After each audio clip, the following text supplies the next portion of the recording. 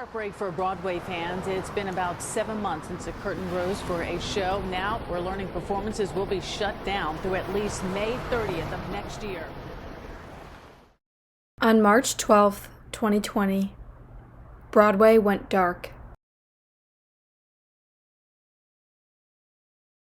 It was the first time in Broadway history that a public health crisis closed theaters and canceled performances all across the Great White Way. Live theater came to a screeching halt. A hallmark of New York City life went silent, awaiting April 12th when everyone initially believed the world would be back to normal. Today, a little more than a year later, actors, directors, stage managers, costume designers, ushers, and so many others are still waiting. Theatergoers are waiting for the day we can gather in a historic New York theater to bear witness to the unbelievable talent of hardworking artists making their dreams come true. Coronavirus has taken a lot from us, but it has been particularly hard on the arts. University theater groups across the world have turned to Zoom and other platforms to put on online productions. Artists have utilized every option to continue making art in a climate where large audiences and physical contact are not safe anymore. Fordham University's Rose Hill campus performance groups have made many efforts this past year to continue performing despite the pandemic. Here today are 4 students who are active in theater at Fordham to talk about how COVID has impacted their relationships and experiences with performing, directing, and organizing theater.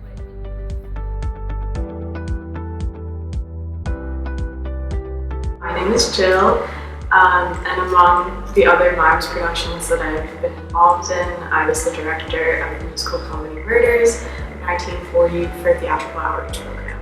It's a straight play, it's a comedy, and it's basically a murder mystery in which a bunch of other crazy coincidences wind up happening, and there winds up being a bunch of killers in one room. It's crazy and it's fun and it's exciting.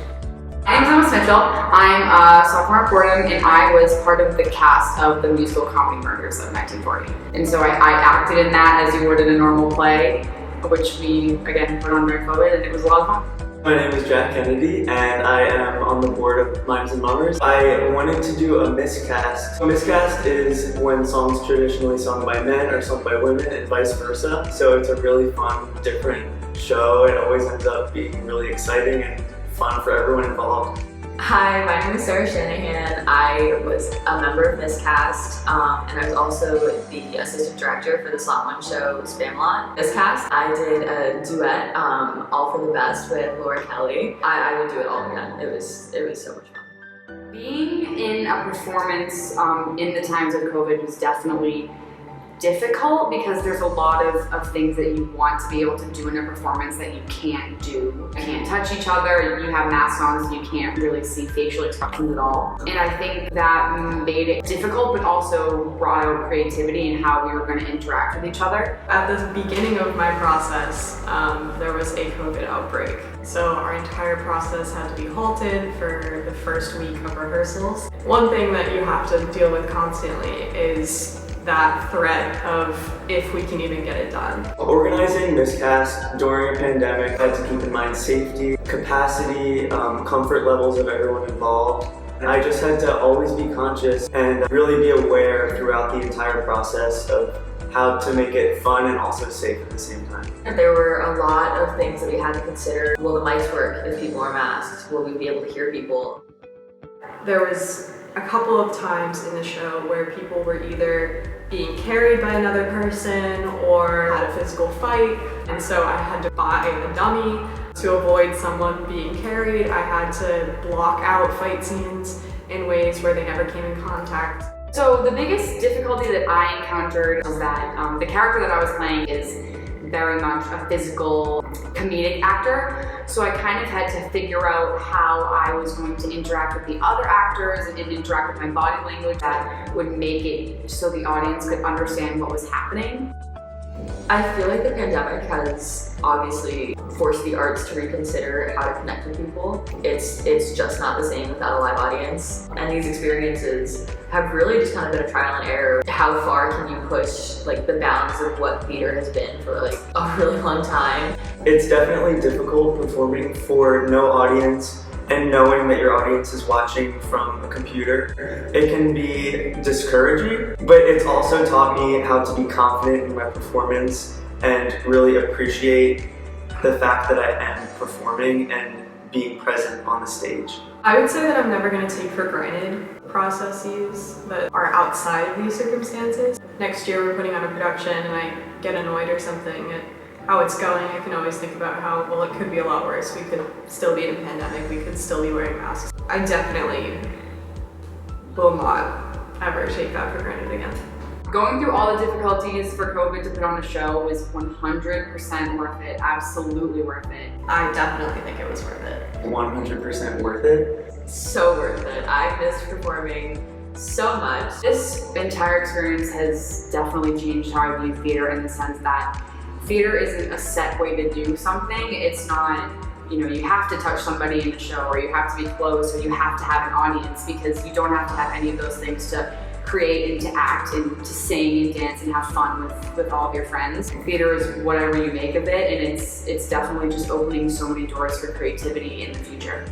I feel very hopeful for the future of theater after these past shutdowns, because I have seen some of the best theater, the most creative theater this past year and a half. Going forward, the shows will be better, bigger, more creative, and more dynamic. I feel so hopeful for the future of theater. Having this hiatus, I feel, has really forced everybody to consider exactly what theater means to them. I feel like everybody's just gonna be so excited to throw themselves into a normal show again, and I think it's just gonna up the stakes for everybody, and I think it's gonna be really great.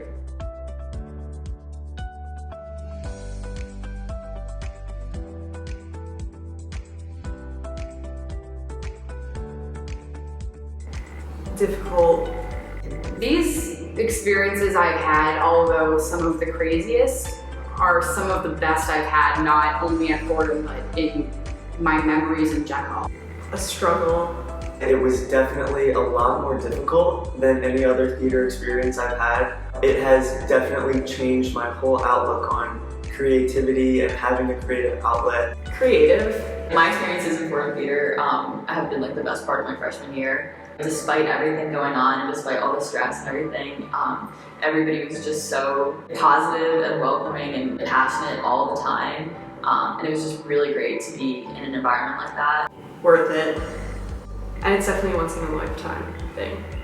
Coming together as a group despite everything that's happening and just putting on an amazing show and having fun behind the scenes just makes it all worth it. And to summarize the experience in itself, it's just been an amazing, wonderful memory.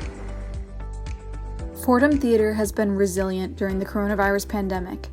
Although the productions this year looked a little bit different from previous years, they were innovative, collaborative, creative, and filled with talent and joy.